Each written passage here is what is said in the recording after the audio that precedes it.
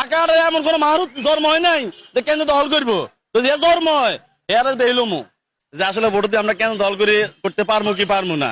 তবে একটা কথা শুনেন ভাই, যদি কোনো কেন্দ্র দল করার চিন্তাও করে মাথা ভেঙে গেলাম, মাথা ভেঙে গেলাম, ডাইরেক্ট কাটি ভেঙে গেলাম। আগের এই দিন নাই, ভোট দিমু, ভোট গনি, তারপর বাদ যামু। এর মাঝখান দিয়ে যদি কোনো নাশকতা করে হে যে যত বড় জমিদার বাচ্চা হোক, মাথা ভেঙে গেলাম হিডি। আমার ভোট, এই আমাদের জনগণের ভোট, এই ভোটের জন্য আমরা বিগত 16-17 বছর শেখ হাসিনার কত অত্যাচার আমরা সহ্য করছি, কত মায়ের পিঠ আমরা সহ্য করছি। এখন তো যে আমাকে ভোট লয়ে হলাই যায়, ভোট লইয়া ভোট মাইরা দিব, আবার কেন দখল করবো, মাথা ভেঙে গেলাম। যতক্ষণ তো মাথা না ভাঙমু, খালি পিটামু। জমিদার কোন জমিদার যদি জমিদার দিতে দেয় বাইরে খুলে আমরা টাকাটা এমন কোন মানুষ জন্ম হয় নাই যে কেন দখল করবো, যদি এ জন্ম হয় এর দেখলাম। খালি আর ঠিকানা দিবেন, যদি আমরা কোনোভাবে গোয়েন্দা ভাবে তথ্য পান যে ঢাকার মধ্যে কোন একটা আসন মানে দখল করার চিন্তা ভাবনা চলতে আছে, খালি আরে কইবেন, আম করে কইবেন, এই জনগণের সাথে লই যাই, বুয়া মুরব্বী লই যাই, হলাইন লই যাই, এর ঘরে এর ঝুলালাম ডাইরেক্ট, কোনো কথা নাই। চাঁদাবাজ থাকবো না এলাকার মধ্যে, ভোট সর থাকবো না। এই ভোটের জন্য আমার বাইরে রক্ত দিছে, জান দিছে, লাগলে আরো মরমু, তার বড় মাগার কোন ভোট সরকে আমরা দেশে রাখবো না। যদি ভোট চুরি করে, যদি কোনো জমিদারের বাচ্চা জমিদারি দেখায়, গরিব খুলে আমরা ডাইরেক্ট, কোনো কথা নাই।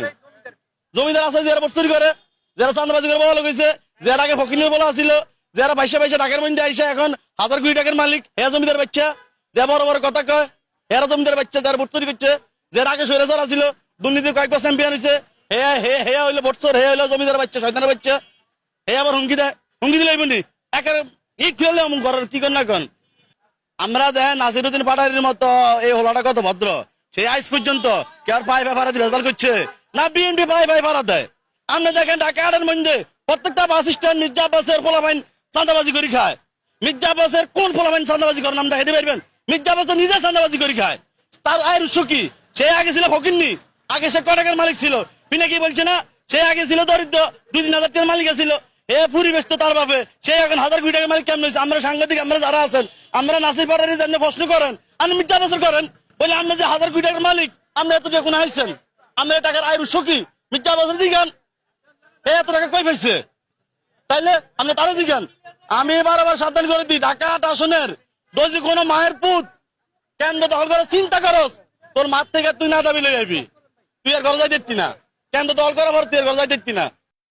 আমরা করে হিডি কিন্তু এই ঢাকার জনগণের লই হিডি মাথা ভাঙিয়ে এলাম, কোনো কথা চলবো না।